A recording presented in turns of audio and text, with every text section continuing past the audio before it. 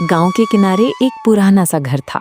बाहर से देखने पर वो साधारण लगता था, लेकिन उसके अंदर कई सालों की मेहनत, त्याग और प्यार छिपा था।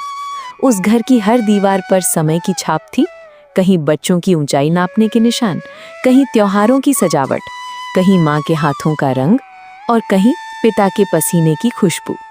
उस घर में रहते थे रामदास, उनकी पत्नी सरस्वती, बड़ा बेटा मोहन,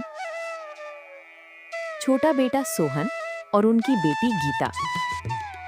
समय बीत चुका था, बच्चे बड़े हो चुके थे, लेकिन माता पिता के लिए वे आज भी वो ही छोटे बच्चे थे जो कभी उनकी उंगली पकड़कर चलते थे।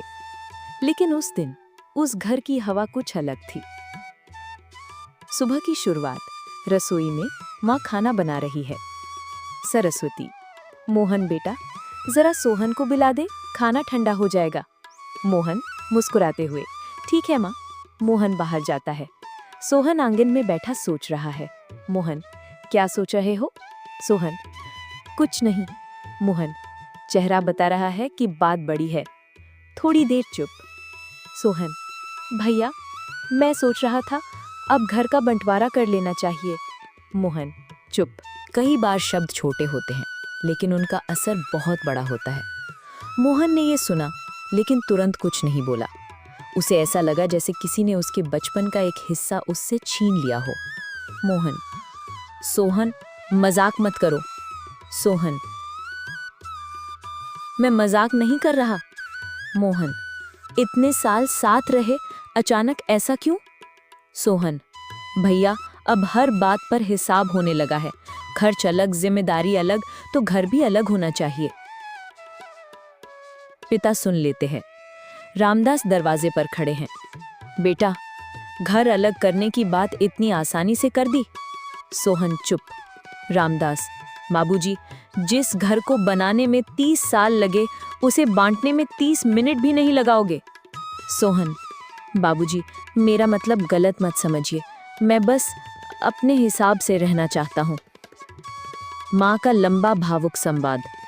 सरस्वती, आंखों में आंसू, जब तुम दोनों छोटे थे, एक खिलौने के लिए लड़ते थे, फिर 5 मिनट बाद एक दूसरे को मना लेते थे। मोहन बीमार पड़ता था तो सोहन पूरी रात जागता था। सोहन स्कूल नहीं जाना चाहता था तो मोहन उसे कंधे पर बैठा कर ले जाता था। और आज तुम कह रहे हो घर बांट दो। बेटा, घर बांटने से पहले माँ का दिल भी बांटना पड़ता है, और वो नहीं बंटता। गीता घर आती है। गीता, माँ, क्या हुआ? सब बताते हैं। गीता दोनों भाइयों को देखती है। गीता, तुम दोनों को याद है जब बाबूजी मजदूरी करके आते थे और माँ खुद कम खाकर हमें खिलाती थी? आज उसी घर की कीमत लगा रहे हो। रामदास, ये घर मैंने पैसे से नहीं बनाया। पहली ईंट रखी थी तब जेब खाली थी, लेकिन उम्मीद भरी थी। दिन में खेत, रात में मजदूरी, धीरे धीरे दीवार बनी, छत बनी, फिर तुम लोग बड़े हुए। मोहन की पहली नौकरी की मिठाई इसी घर में आई। सोहन का पहला इनाम इसी घर में रखा गया। गीता की विदाई इसी आंगन से हुई। आज अगर तुम कहो तो मैं घर बांट दूं, लेकिन पहले मुझे बता दो, इन यादों का हिस्सा कौन लेगा? बंटवारे की तैयारी। अगले दिन घर में एक अजीब सन्नाटा था। रस्सी लेकर घर नापा जा रहा था। कमरों के हिस्से तय हो रहे थे, लेकिन किसी ने ये नहीं पूछा, माँ पिता कहाँ रहेंगे? सबसे बड़ा सवाल।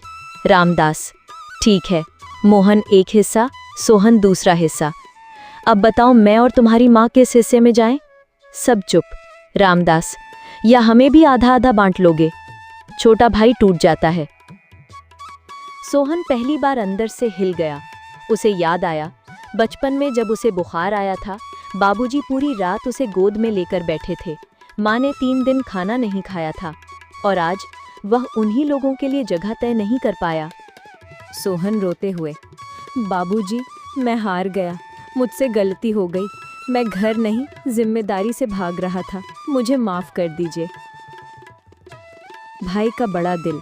मोहन, पगले, घर बांटना आसान है, लेकिन भाई नहीं बदलते। तो कहीं नहीं जाएगा, हम साथ रहेंगे। सब साथ खाना खाते हैं। सरस्वती, आज खाना वैसा लग रहा है जैसा पहले लगता था। गीता, क्योंकि आज फिर से घर घर बन गया।